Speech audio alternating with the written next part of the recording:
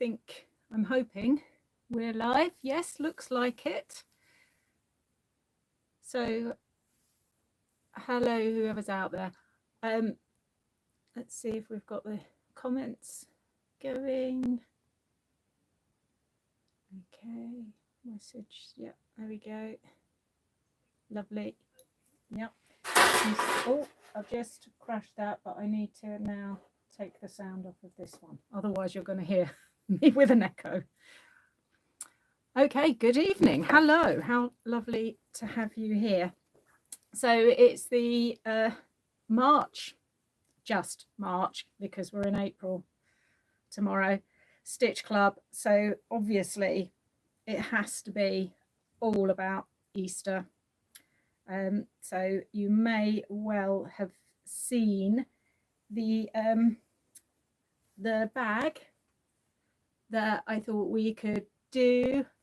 Hello, who's just come in? Hello to Nancy, by the way, who came in early. You said you were in the US. I'm not sure where. It'd be nice to know. Hello, Jill and Lynn. So this is just a little mini project, which I thought would be a nice one for Easter if you've got children, grandchildren who are hoping for an egg hunt. I mean, it's probably big enough, isn't it? Fliss, hello. Diana, hello. So the main reason for this project, having done the straight stitch last month, I thought it was time we looked at the other king of stitches, the zigzag, so that we can take a little look at how to get a really, really neat applique stitch when you're doing that.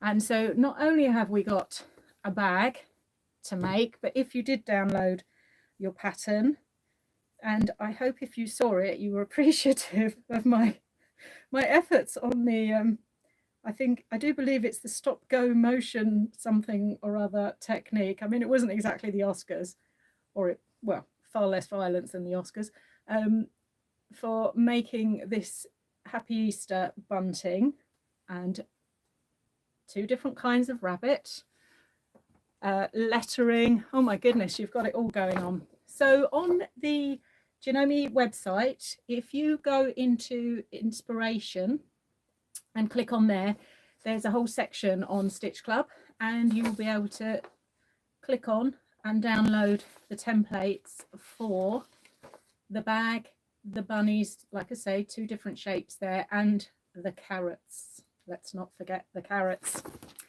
Okay. So as I say, those are on the Janome website, the UK Janome website, under inspiration. So if you drop the menu down, then go to inspiration.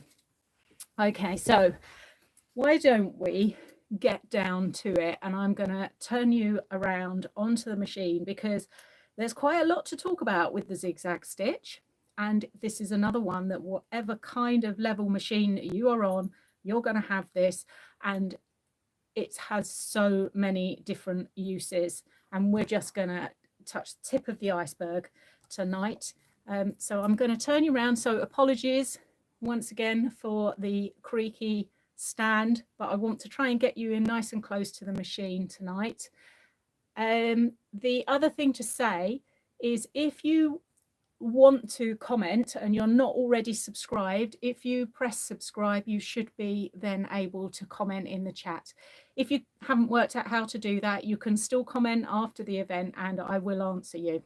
Okay, so if you just want to leave it for now, because I know sometimes it can be a bit frustrating when you've got all the comments coming up on the side. So let me turn the camera around. Oh look, it all looks quite tidy there, doesn't it? And isn't it nice having a light evening with clocks having gone back? So let's just shift. I get in pickle so quickly. Right, let's just shift all of that out of the way and have a quick look at the options that you will have. Okay, so if I go on to the regular zigzag stitch. Hello, Joe, who's just found me? Oh no, why was it difficult, Heather? I'm trying to put the actual link everywhere, because if you click on the link, it should bring you directly to this. So it just kind of depends on where the link is, because I know that if you've seen it on Instagram, you can't actually click through on the link, but I've tried to put it in there. So we'll just try and get it in as many places as possible. So hang on, I'm trying to talk and read at the same time. That didn't work, did it? So I am going to go on to stitch 7. So here we go, my zigzag. Okay, so first things first, serving suggestions. If you're on a computerized machine, then when you go onto your zigzag, it will come up with its recommended serving suggestion. Okay, so we have got a width, so this is your wobbly width, wobble U for wobbly, of 3. And then we have got the stitch length of 1.5. Now, first things first, I am just going to stitch that out, just so that you can see. And I do think this is worth doing. I'll tell you what I'm going to do. I'm just going to pull, it's a shame, but I'm going to pull that curtain across because I feel like I've got a weird glow coming, and it's because I've got the, no, there's still a weird glow. Can't work this out. Anyway, so let's just stitch that out and take a look at that. So this is what it's giving you as your standard serving suggestion, okay, which is absolutely fine, and that will do for lots and lots of different jobs. However, the fun comes when you start playing with these. Okay, so the first thing we're going to look at is the width. So I am using, again, the 5270 QDC tonight, which is a 7mm machine. So I can take this width all the way up to 7. Okay, so I'm going to start stitching it at 7, and then I'm going to take it down to 6, and then I'm going to take it down to 5, and then to 4, and then 3. And you can see there's halves in there as well, but I'm not going to worry about those. I just want you to basically see, and I imagine a lot of you have already done this at some stage or other, the difference in the width as you go down. Okay, so this is giving you lots of choice. There's one other thing to tell you, but I'm going to tell you that in a second. I just want to look at the stitch length first. So like I say, we're on 1.5, but where it gets interesting with this, for what we want to do tonight, is when I actually take it down. And I'm going to take it down all the way to 0.4, because then when I stitch that out, I'm still on quite a narrow width. I'll get closer into the stitching in a minute, but I want you to see what's happening up here. Can you see? We now get a lovely satin stitch. Okay, the easiest way to find out the optimum stitch length for a good satin stitch often is if you go into one of your buttonhole stitches. So I'm just going to go, hang on, mode 2, 22. So I'm now on a buttonhole stitch, and look at the settings that are coming up, because the buttonhole is always done on a satin stitch, so it's taking it down nice and close. So look, 0.4. So that will give you a clue. So if you're not sure, on some of the bigger machines, you might find you can go as low as 0.3, 0.35, something like that. Who's just come in? Julie, hello, good evening. Danielle, hello. Oh, I'm glad you enjoyed last month. So let's have a look. So this is a clue. So if you're not sure, go into one of your buttonhole stitches, and that will actually give you a bit of an idea. But I do think just stitching it out like this and actually writing on here what you've actually done, and just keep it by your machine, and that will just give you a little reminder of what exactly you're doing. Because as with everything else, and I'm hoping you were paying attention if you watched last month, stitch length is going to be according to the thickness of what you're sewing on as well. Okay, so in a minute I'm going to stitch around one of the letters, and I've actually put this on a double layer. of felt because I want it to be a little bit stiffer so that it stands up nicely in the bunting. And I think I will probably find at that point that 0.4 is going to be way too tight and it won't be able to move along. So we'll look at that again in a second. However, you may notice, and this will depend again on your machine. So let me get this in focus.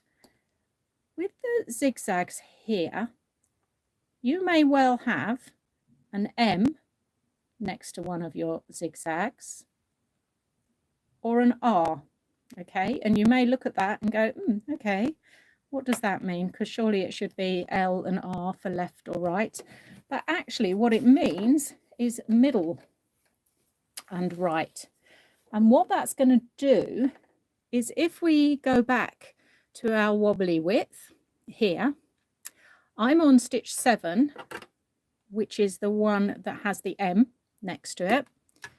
And if I start stitching that out and I start adjusting my, I'm going to take it down to 2.5. If I start then taking my stitch width up as I'm sewing, I'm just giving it a little jab, jab, jab. Okay. What you will see is that it is adjusting that width from the middle, which means it's even both sides. Okay, hope that makes sense. Let me show you the other one and I think you'll see exactly what I mean. So I'm going to have to put my glasses on because I'm too far away. Thought I was going to do without tonight, but no. There we go. So R, this one, so stitch 12. Okay, so we're on mode 1. Hang on. No, I've not. I've gone down, haven't I? Oh, it's mode 2. That's why, Julia. There we go. So we're now on this one. So if I do the same thing, I'm going to close that down to 0.4 because I think this is when it shows most. Take that down to 2.5. Same thing. I'm going to start taking that up the width very slowly. Everything's falling apart tonight. Crash, bang, wallop. There we go. And can you see? So what's happened is it's now only going out one side and this side is straight. Okay, so that is the difference between one with an M on it and one with an R on it. You may notice that you've got the same thing in some of these stitches. If you've got like blanket stitches, you can see quite a lot. This has got an awful lot of applique stitches on it, this particular machine. And you can see that an awful lot of these, same thing, it's got M's and R's on it, and L's for, you know, if it's on the left hand side. So worth knowing that, okay, because there are times, particularly this one in the center, where you might want to use that. What I love doing with this particular stitch is if I'm doing something decorative and I want stems, for example, on flowers. So I'm going to go back to my original stitch, which is the middle one, which is 07. There we go.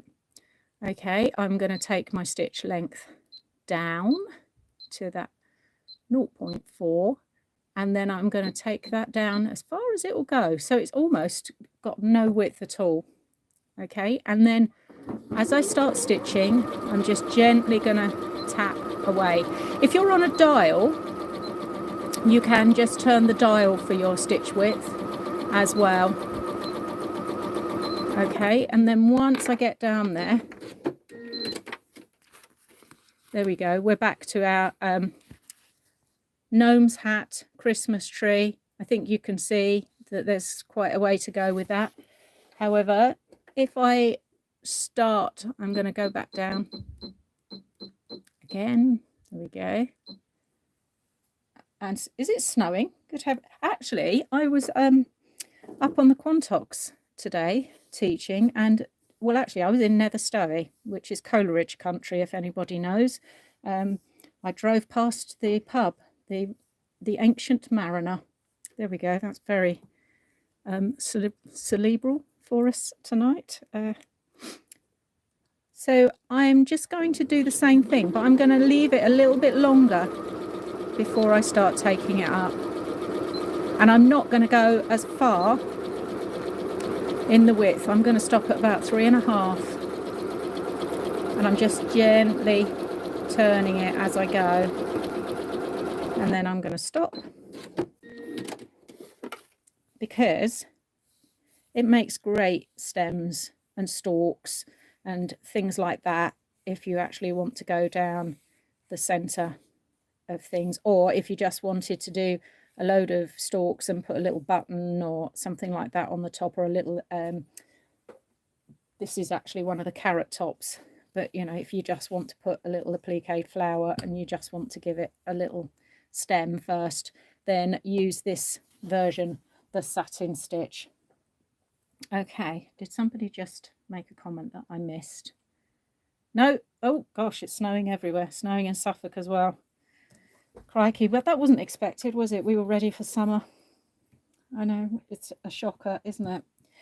So having talked about that, let's now actually look at applique.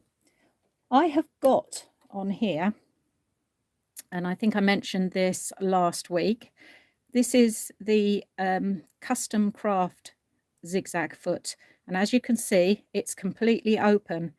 If you had a quilting kit with your machine, you would very likely have got one of these in with your kit. Hello Sue. Or equally, this is the applique foot. Okay, and as you can see, in comparison, a little bit shorter. Okay, and I think with any of these, the foot is going to be the one that you prefer.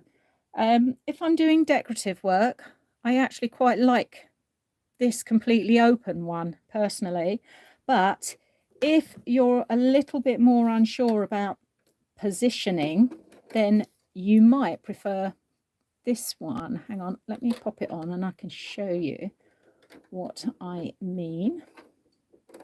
So this is one of those that has two, let me show you. It's got two bars.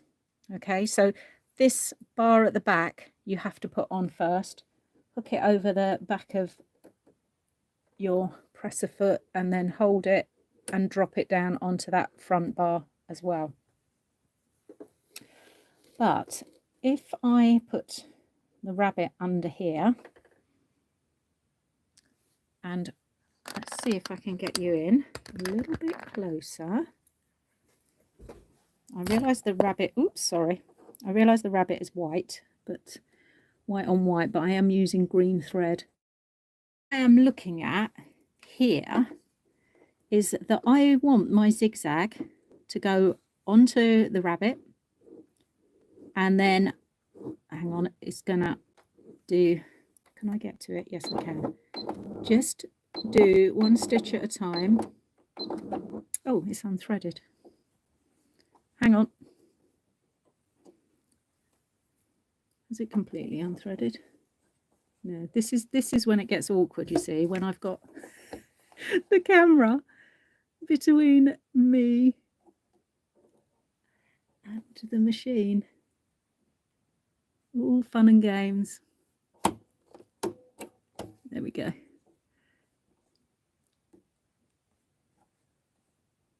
I've got fairly adept at this during lockdown, but there are still moments when oh, there we go, when basically it's just in the way. But right, so let's do that sketch again. So I'm just going to do needle up, down. Can you all see this? Because it's going to do, that's it. I want to go from side to side just to make sure that I am hitting the outside edge here. So if I actually draw a line, this is the edge of my rabbit fabric, and this is actually the white here. Okay, so as I come round, and on this particular foot, there is this gap is going to be in line with the edge of my rabbit. So like I say, you may prefer this foot, the shorter version of it, for doing this. I'm going to have to go with it now because it's on and I've started. So I'm still on that 0.4, but can you see it's not moving forward? And exactly as I said to you, the main reason for that is because that stitch is far too tight for those 2 layers. So if I take it up to 0.6 and off we go. Okay, so usual thing, if it's not actually doing what you think it should be doing, it's not shifting, just take that stitch length up, because it will still be really close, and I will show you in a second. So lift and turn, always stop on the outside edge. He's quite curvy, this bunny,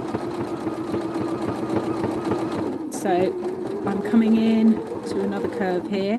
So this curve is an inside edge, because then it's going to go out. Is this his foot or his tail? Can't remember now. I think it's his tail. So I'm stopping on the inside so that when I lift and turn, and I'm going to do it a couple of times, 1 stitch, lift and turn, 2 stitches, and then another one, so that I can get that shape. This is where speed control really comes into its own. If you don't have speed control at that point, just 1 stitch at a time. So again, I'm on an outside curve coming around now, so I'm going to stop on the outside and then over I go again, needle up onto the outside. You'll notice my needle is always finishing in the down position.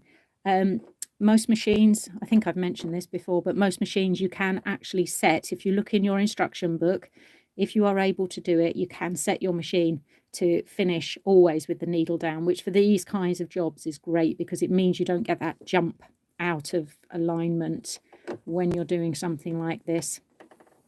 If you can't work out how to do that, the best way to do it is with all the computerized. If you start with the needle down at the beginning of your job, it will always stop with the needle down.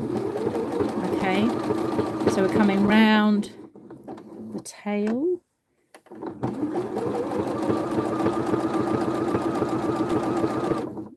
Okay, I'm going to just stop there a second, partly because, so I can show you. Can you see how tight that satin stitch is? So it's a really, really good satin stitch there.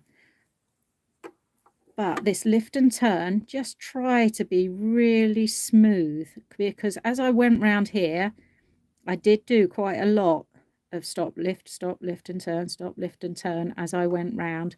If you have a pivot, if you're on an Atelier 7 or the 9450 or the 15, then lucky you, because you can put your pivot on and it will do that stop and lift all for you, and you can just not even have to touch the presser foot, which is a deep joy. I'm going to put the other foot on, partly because I think you'll be able to see a little bit better, clearer, what is actually going on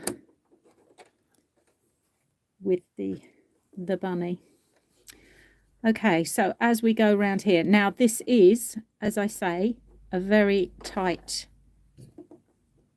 satin stitch, so I'm just going to drop my needle just to make sure I'm in the right place as I start off.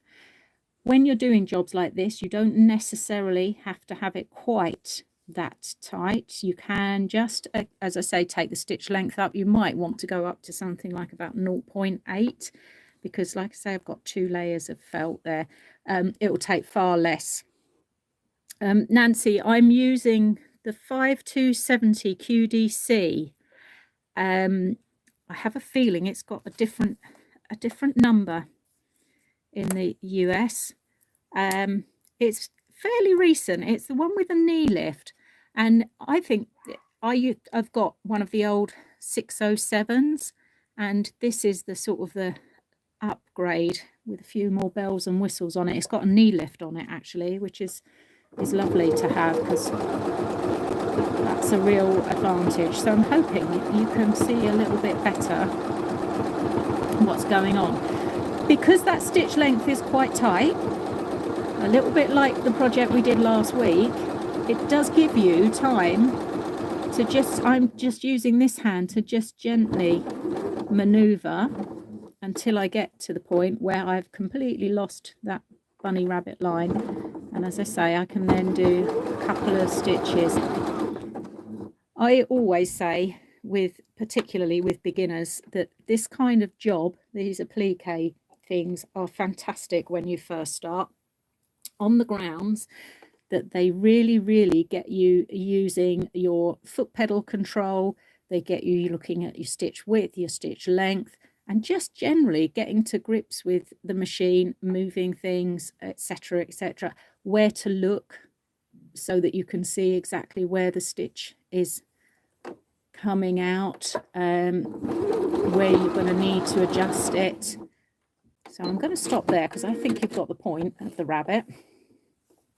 Okay, but you can see, look, really nice satin stitch there.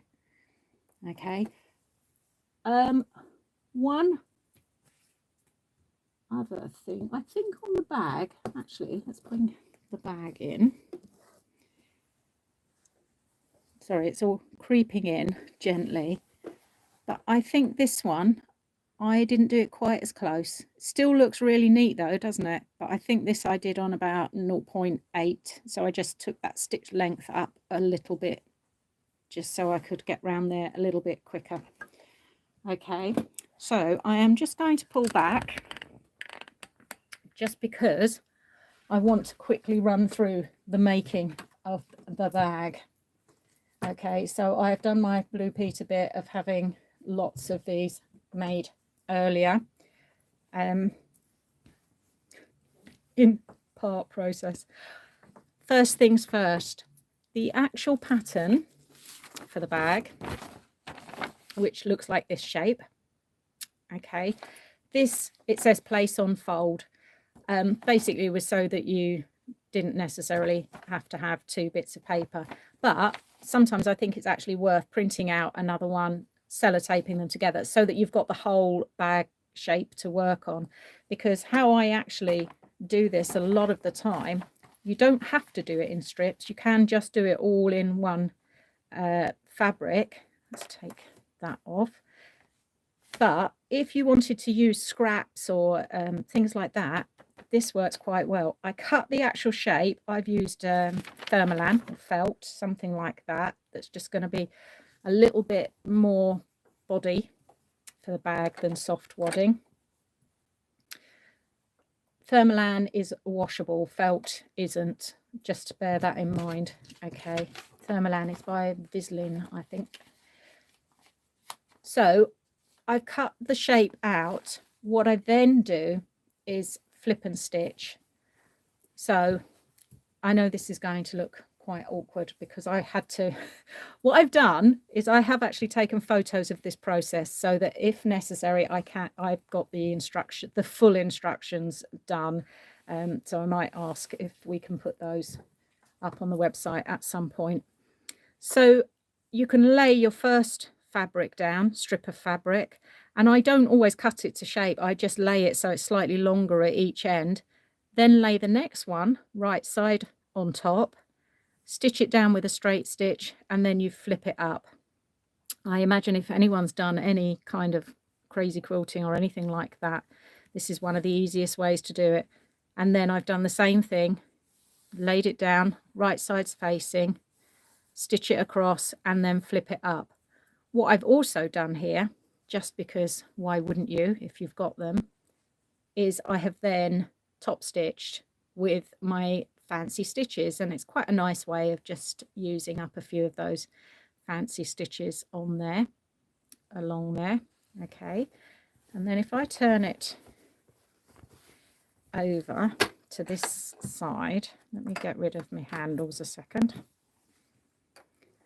I've then ironed on my bunny, and he's bonder webbed, and then I've ironed on some flowers as well, and then I've done all of that stitching before I've then put the bag together. Okay, I've then cut it all back to this original bag shape so that I can put it all together, at which point, hang on, I'm turning it through again, you then stitch down here across the bottom, down that side as well. Okay, and then you can do the boxing part of the process to go across the corners. And this is one, I've made this bag so many times, so many different sizes, because the same process will work pretty much. Let me just run across here. Oh, let's go to a straight stitch. That would help, wouldn't it? Let's go back to mode 1. So I'm on the straight stitch there. Just to show you what happens. Like I say, I have taken photos of this process.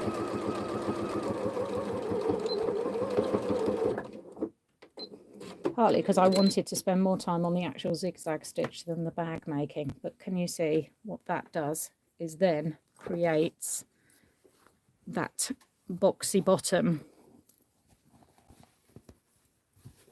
So oh, if I turn it through, there you go. You've actually got a little bit of shape on the bottom there. Okay, so once you've done that on both sides and you've got your main bag made, you then cut out your lining, exactly the same shape, sew it down that side, across the bottom, but you need to leave a gap here because this is going to be the birthing hole. I feel like that's probably not quite big enough. We may need an episiotomy. I don't know on that, but anyway, we'll see. For the straps and I did put all the measurements for you to cut on the actual pattern as well. What I've done for the straps is, again, to make them a little bit stiffer, I've cut the felt first, which is inside, folded this one up, and then this one I've done a little 1/2 inch seam, folded that over, and then you can top stitch down probably both sides. I've used one of the wiggly stitches to go down both sides there, again because the double whammy of stitching is just going to make that a little bit stiffer again. And once you have done that,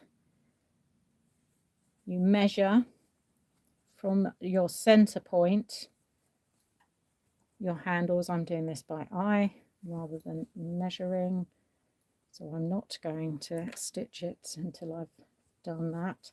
And you're going to do that on the other side so they're in the same place, and then you sit one inside the other.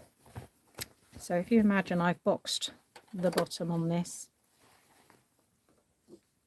we sit that inside.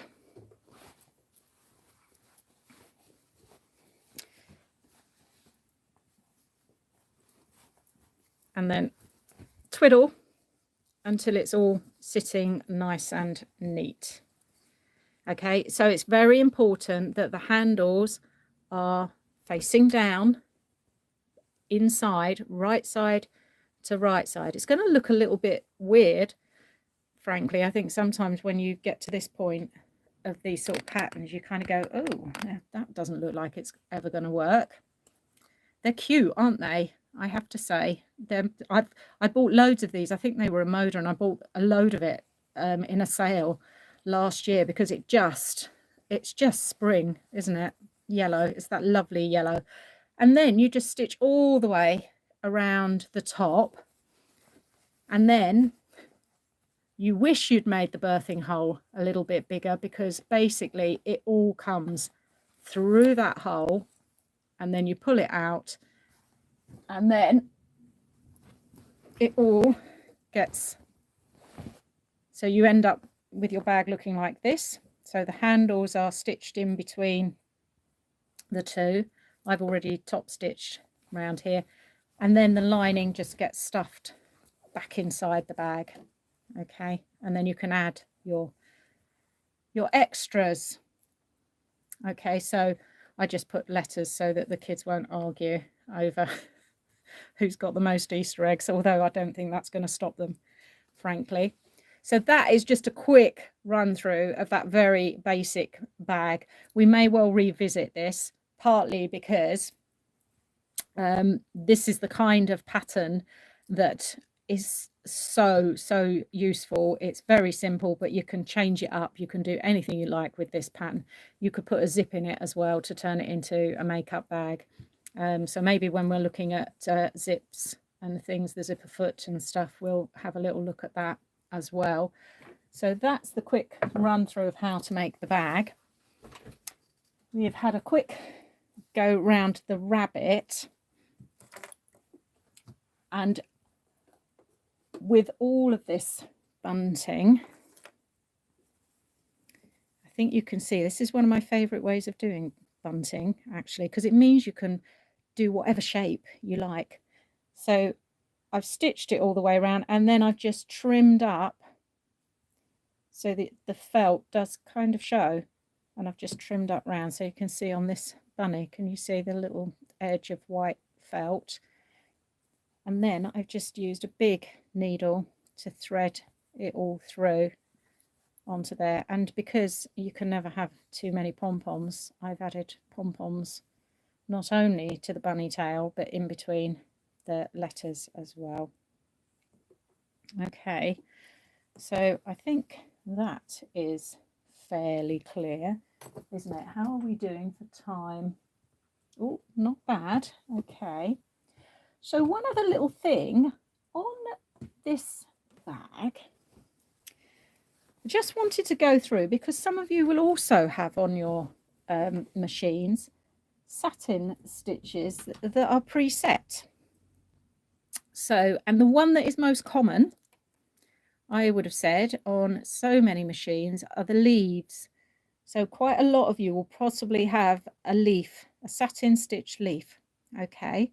So I just thought it was worth taking a little look at that. I've used that here inside my actual flower. Okay, and I just wanted to show you, because you may well be looking at that and saying, hang on, my leaf doesn't come out that big. But oh yes, it can. And I will show you how. So first thing I'm going to do is find the number. So it's mode 366. There we go. So it's come up on my screen, okay, and it's come up with the width, because as I say, swing of the needle 7mm on this one, so I can't go any wider. 0.4, so that's my satin stitch. So I'm going to stitch it out, and I'm going to press my lock off, so I just get one and then it finishes.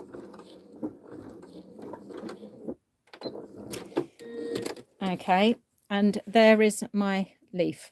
Okay, and that is just it on its serving suggestion. What I'm then going to do is I'm going to up my stitch length, and I'm going to take it up. It's going to beep at me. It will only let me go up to 0.8 on this, and the reason why is it's saying, don't be ridiculous, if you take it up anymore, it's not going to look like a leaf anymore. Okay, so this is still going to look leaf shaped, but what it's going to do is it's going to spread out that zigzag. So let's get you in closer. So I think you can see that you can see a lot more white through there, can't you? But what I've done is I'm just going to pivot round. So I haven't taken my needle out. I've finished that leaf, pivot round, line it back up again, and then I'm going to run it again across the top. So again, press my lock off.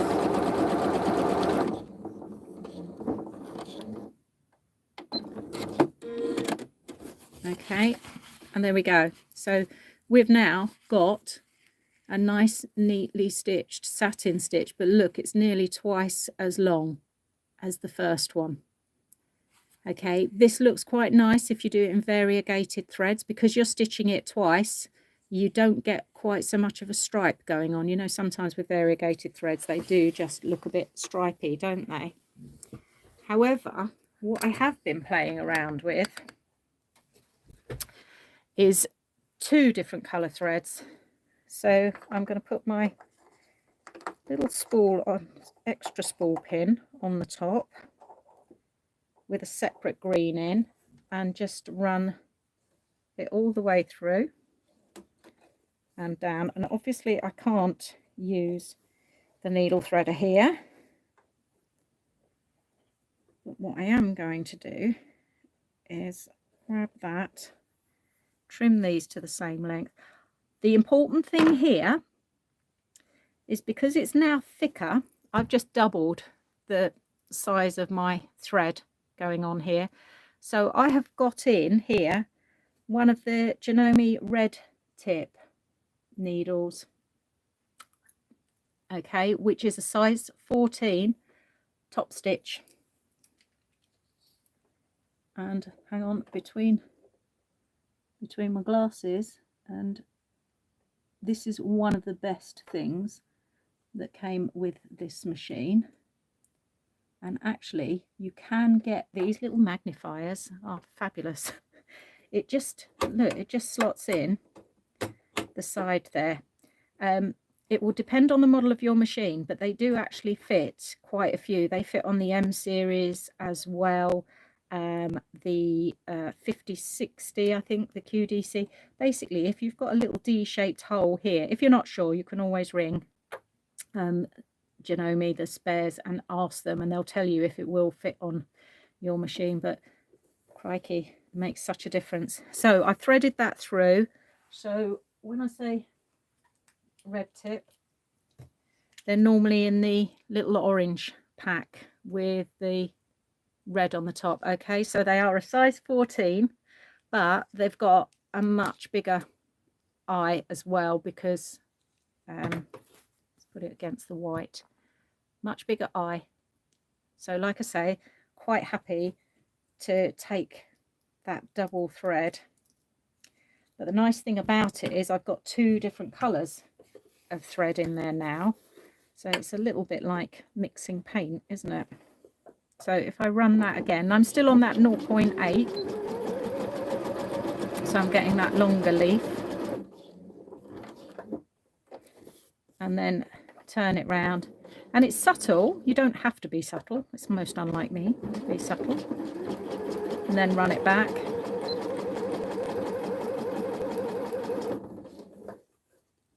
Okay, and then I'm going to turn it back, because my final thing that I'm going to do is I'm just going to go back to my regular straight stitch, and I'm going to stitch through the front there. I'm going to take the stitch length down just a wee bit, about 1.5.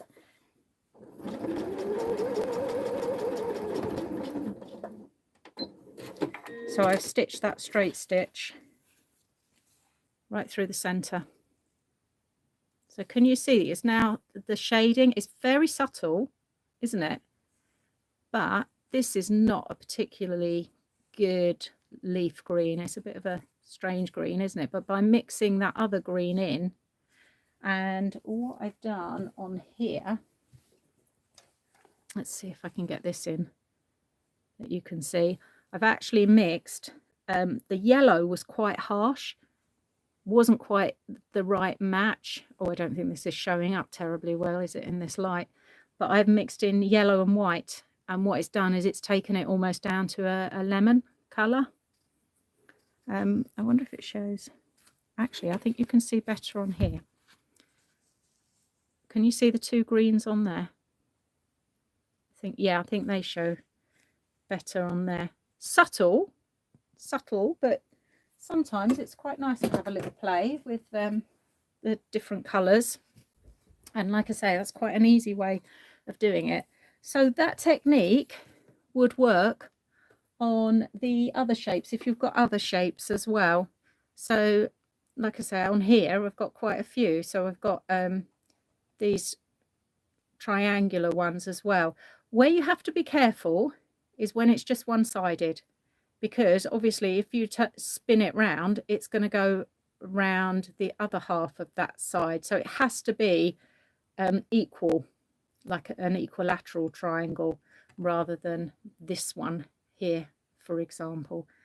Okay, but that might be something that would be fun to have a little go at. So we've covered those. Oh, carrots, last thing, just to make sure we get the carrots in, because they just are fun. Okay, and so easy to make. You can make these out of fabric or felt.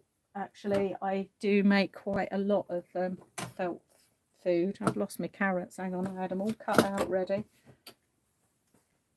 Oh, there we go. See, there we go. Right. And they are just, the template is on the thing.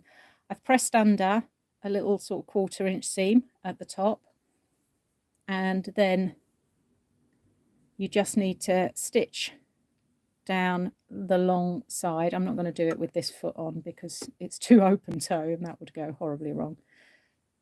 Stitch down the side, turn it through, stuff it, and then it's just a little running stitch around the top by hand, just a big fat knot. Once you've stuffed it, turn it, gather it up, and then cut the little flower, like I say, out of felt. I've also just bonder-webbed some fabric on there as well, so it's like a little hat, isn't it, on the top. And I've put eyes on because obviously carrots make you see in the dark, and they do actually look quite funny like that. So that's the carrot. We've done the bunting, we've looked at the satin stitch, we've looked at how to do stems, we've looked at the leaf. I'm going to bring you back to the front. Has anyone got any, oh gosh, any questions that they need answering? I think we've covered most things there.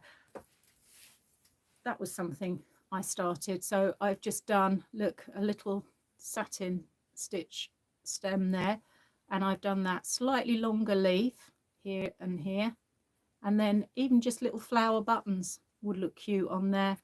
Or like I say, you've got that little template on there if you wanted to do just a little bunch of spring flowers or something.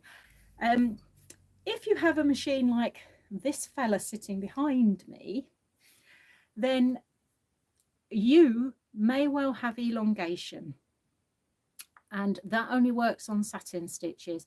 I will cover that. I'll do something on the big machine and go through elongation at some point, because I think that would be worth doing. What type of